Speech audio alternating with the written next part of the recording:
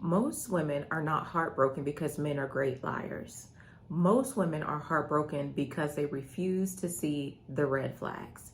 Today, I'm going to talk about dating with discernment. It's a part of our Dating with Discernment series. But before I get started, I want you to know that I'm not doing this video to shame you. There's a lot of shaming of women online. Sorry, y'all. There's a lot of shaming of women online. The purpose of this video is to teach you about the mistakes that you have been missing as it relates to dating. Welcome to Heal the New Sexy, where we have blunders and our earrings fall. My name is Cynthia, and today we're going to talk about dating with discernment. Let me put my earring in real quick, y'all. Sorry about that. I'm trying to ease into the camera. Don't look at my eyebrows. Listen, if you are a makeup girl and you know how to do some eyebrows, please let me know, because I, for one, am drawing these eyebrows on until they grow in. But sugar pie, honey bun, I am not doing a good job, okay? And this earring back is giving me a time. So what I'm going to do is I'm just going to take these earrings off so we can get in, all right? So again, I'm not here to shame you. I'm just here to show you your blind spots, all right? So here's the truth that many women don't want to hear. Modern dating isn't failing women. Women are failing themselves by romanticizing men instead of evaluating them. We have been raised to see the best in men, to overlook flaws, to wait for potential, to be patient, to nurture him through his brokenness. Matter of fact, I just had a coaching session today, and the beautiful Heal Squad member was like, but you know, these things happen in childhood. And I said, I don't care about none of that. I don't care about none of that. And the reason why I don't care as a licensed professional is because when we know that we're wounded, it is our responsibility to heal that area, not to use it as a crutch, not to use it as an excuse on how we show up. If a man knows that he's wounded, then he also should know that he needs help. And it's not for you to try to be that man's therapist, okay? So we're not nurturing men through their brokenness. We are not rehabilitation centers for broken men.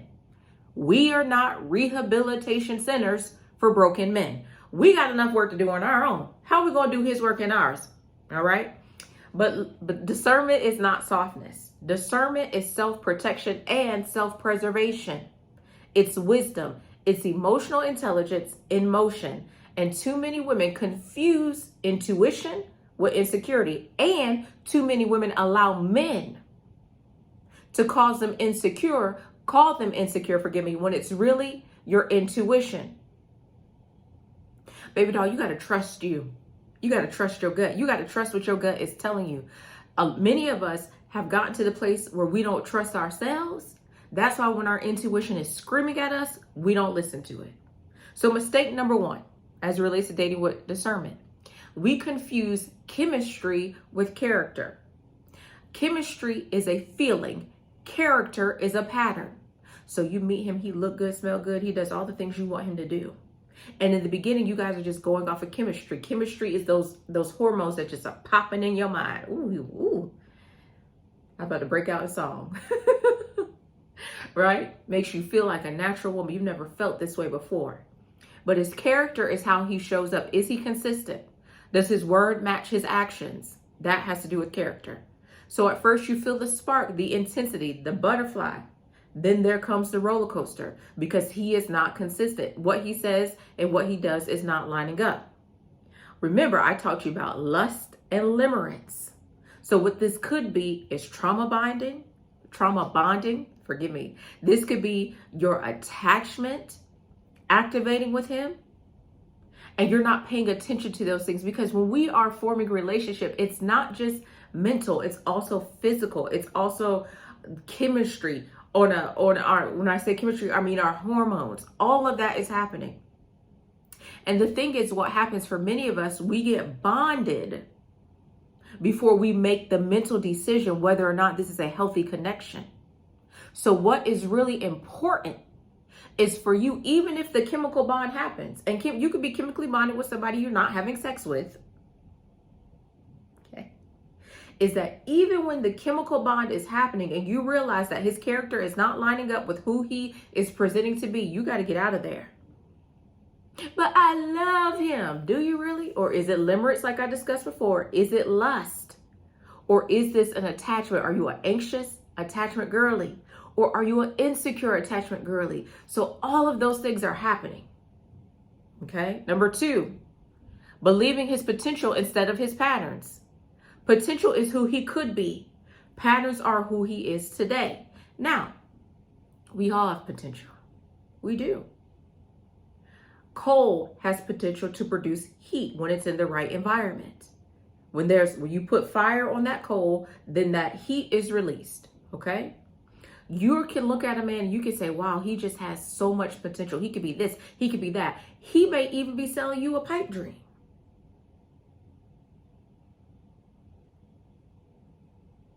But what is he showing you? What is it that you're seeing? Okay? You just can't be relying on potential. What are you seeing? Does his behavior support what he says he's going to do? The dream he says he's going to build? What do you see? Even sometimes women will be like, he has to, I know he can love me. I just know he can love. No. You're stuck in a fantasy relationship. I know he's inconsistent, but he can have so much potential. I want you to stop giving men the benefit of the doubt, and I want you to respect how they're showing up in your life. Women have this ability, and it's so beautiful. We have this ability to, in our imagination, think and believe that this man is going to be all of these things, and he's not even telling you that he's going to be that. You are promising yourself the moon and the stars, and the truth is you are not respecting what he's showing you. And you do this in order to protect yourself from your heart being broken. See him for who he is and respect that. We say things like he just needs support or he'll grow. No. A man's potential is none of your business unless he's already living inside of it. And the thing is, you know what it is? We will see a man who's highly successful. Okay? We'll see a man who's highly successful, but his emotional intelligence is poor. And we'll be like, well, if he can accomplish all these things, why isn't he doing this? Because he don't want to. He doesn't want to. Respect that and move around. Number 3, overinvesting before he earns it. Some women don't date, they audition. You tap dancing for them. I told you why you should date selfishly. You got to watch that video. Why every woman should date selfishly. We don't perform for a man. All this, baby, a man asked me recently, do I know how to cook? I told him no. He said, no, I don't. And I'm not domesticated. I'm out here wild. Out here wild. What you think this is? You know, that bothers me. Do you know how to cook? No, I don't know how to cook. I don't. And I'm not. Now, do I understand that men want to be nurtured? And so for some, cooking and the love that a woman puts in cooking does something for them? Yeah, I get it. But we're not performing. We're not performing. I've had women in counseling or in coaching like, oh, I met his family. I've taken care of his kids. I was there when his mama was sick. I was showing up this way. I'm doing all these things so that he'll know. I'm at church and I'm calling down fire and I'm praying and I got one eye open to see if he can see how. No, we're not auditioning. You are investing in him before he is investing in you. Listen, I love the story of Ruth and Boaz, just like any other girl. But Boaz invested in Ruth before Ruth laid at his feet. He told those men, put her over there, leave extra grain for her, and don't touch her. He provided for her. He protected her before she laid at his feet. Didn't Jacob work for Rachel? Okay. So there's evidence how a man is supposed to show up. But why are you showing up overproducing, overinvesting? Discernment requires pace. It requires curiosity instead of assuming. Stop giving loyalty, vulnerability, emotional labor, comfort, and wifely energy to a man who hasn't even proven he should be there in that space. You with your beautiful self. I want you to see yourself. I give this example all the time. You with your beautiful, smart, intelligent self. You have an open position for a CEO. You the COO, but you got a position for a CEO. CEOs get interviewed. Period. There's a new CEO, I think, that's going over to Walmart. He had to pass an interview. He had to prove that he had the skills, the knowledge, the ability in order to be in that position. Jeff Bezos is no longer the CEO of Amazon. Somebody else is. That person had to go before a board. The board interviewed them. The board said, okay, yes, you could assume this position. You need to be the same way. I've never seen, like, let's say Amazon, for instance. Oh, we need a new CEO. Okay, let us do this. Let us do this. Let us do this. So that somebody, no. You know how many people would want to be the CEO of Amazon? Want to be the CEO of Microsoft?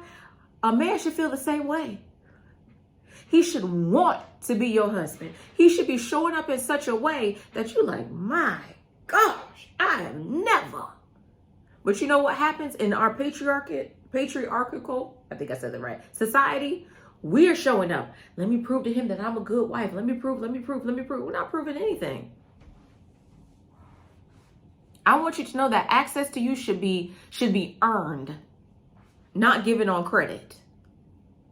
Not given on credit. Even a bank, if a bank loans you something, it's based off of your credit. And if you ain't got good credit, you got high interest.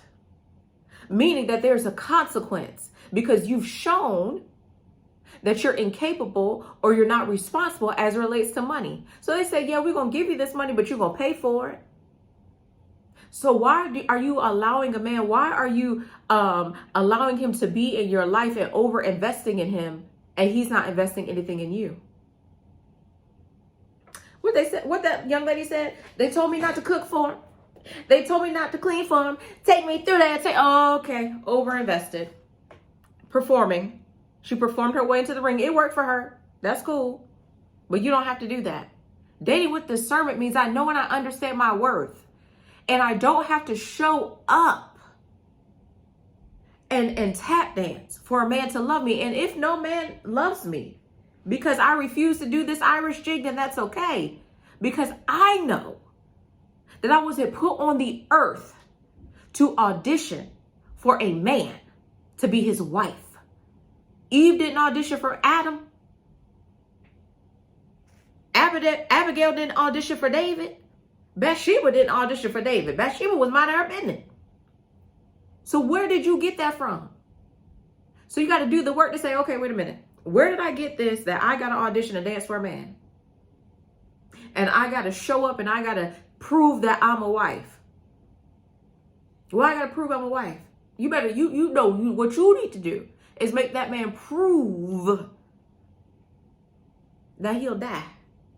Like the Bible said, husbands, love your wife as Christ loved the church, that he died. Does he die to his ego?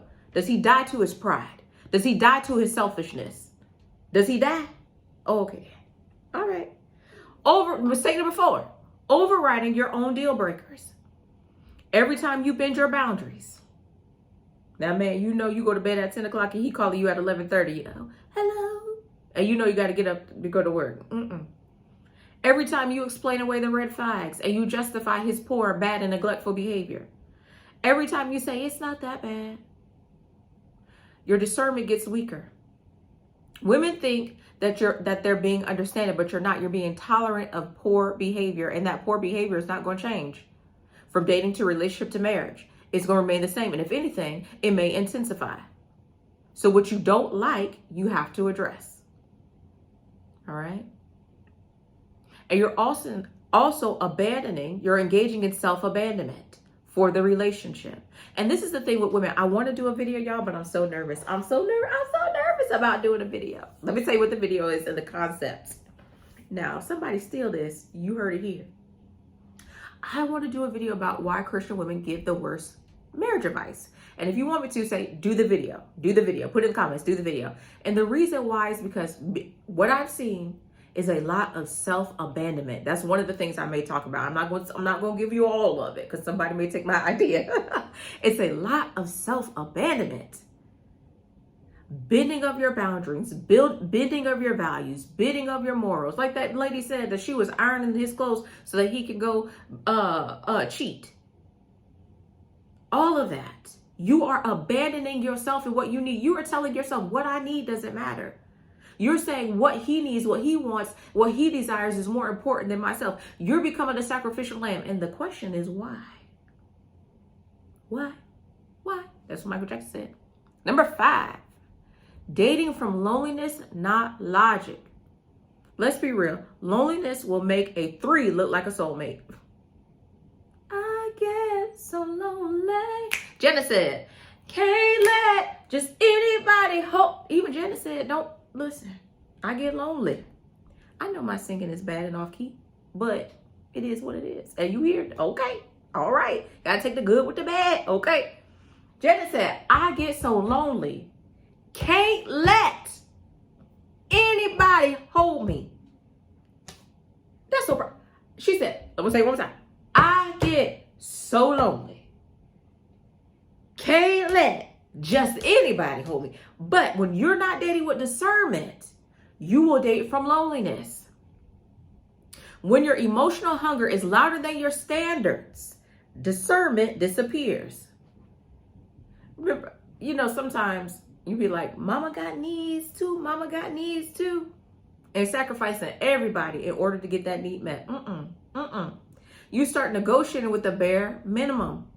You start accepting inconsistent men because it feels better than silence. Sometimes discernment means pressing pause on dating until you are emotionally full.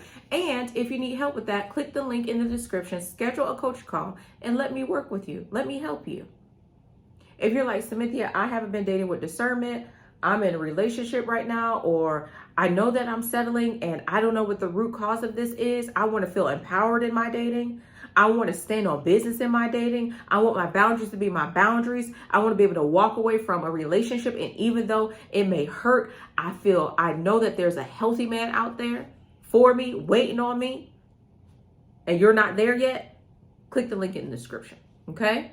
Number 6, expecting men to self-identify their red flags.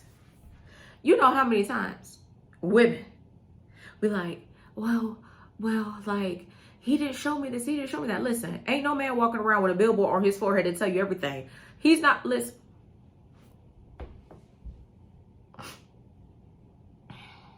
He is not walking around and telling you, I just want to sleep with you. I don't want nothing for real. I just want to sleep with you. He's not walking around and telling you, I'm emotionally mature. I don't know how to communicate. I'm really avoidant. So I'm not going to tell you about my feelings. I'm not going to commit. I'm still sleeping with my baby mama and my wife.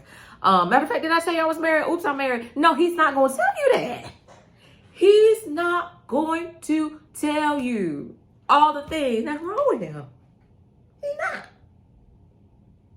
He's not. I go to church, but I'm really an atheist. I really don't believe it. He's not going to tell you that. My credit's bad. My credit's jacked up. This car I got is about to be repossessed. I really got financial issues. I owe back child support. I can't get a passport because he's not going to tell you. Woo, he's not going to tell you. What? And you know what the difference is? Women are taught to be very honest. So you show up to the relationship being very honest. You tell him all your business. Men don't do that. Men don't do that. Men don't do that. I want you to know that a healthy man will tell you about his flaws, but he will also protect you from them. An unhealthy man won't. And that's where discernment kicks in. Discernment has to do with judgment, being able to judge. So when you see the red flags, when you see that things aren't aligning, you got to go. All right. Number 7, dating with hope instead of strategy. Many women date with hope because we want to be married. Some of you want to be married, right? Men date through evaluation. I just did a video about that and I'll tag it up here, right? Men date through evaluation. We meet every man and we say, he could be the one. Is he the one? Is this the one? Oh, what our babies look like? We go through that. He's not doing that. I hope this works. I really like him. But hope isn't a dating plan. You need strategy. Again, if you need help, Like, Cynthia, I don't know how to date strategically. Click the link in the description, okay? Discernment is a dating plan. It means slowing down, observing, and letting the truth reveal itself. Sometimes we move so quick. I know like Steve Harvey, I think, talked about, after 90 days, you can have sex, which I don't believe, right? I don't believe in that. Because a man can hide who he is for 90 days. Right? And it's like, oh, you should be married in a year. I don't even believe that. I believe that you take your time. You really get to know him. Now, I don't believe in waiting on no man. So this is the difference. I don't believe waiting on a man to marry you. But what I do believe is taking your time to get to know him to be sure. But even then, you can't be 100% because the only thing that you can be sure of is what he shows you. You are not a psychic. You are a clairvoyant. So you're not going to see everything about him. Many people date with their representative, and some men are very good at hiding who they are. All right? So you need to date with strategy and not with hope. And if you need help with that, click the link in the bio. So let's talk about the discernment formula and what you should do. 1, move slowly. Don't be in a rush. Get to know him. Get to know him for real. Watch what he does, not what he says, because his behavior shows you who he is. Anybody can say anything. Anyone can say anything. But if he says something, does his words match up with it? But watch what he does. His action tells you who he is. Check your body. Does it feel safe or does it feel anxious? Sometimes our body is the first clue that something's off here, something's not right. And we often dismiss it. Lean into it. Pay attention to it. Pay attention. And I'm not talking about butterflies, but pay attention to how you feel around him. Does he make you feel safe? Or do you feel uneasy around him? Okay? Don't audition. Observe. And sometimes men will set up situations for you to audition for them. He's calling you, oh my gosh, oh, I need to pick up my kids, but I'm be at work. I don't know what to do. And you're like, oh, I can. No.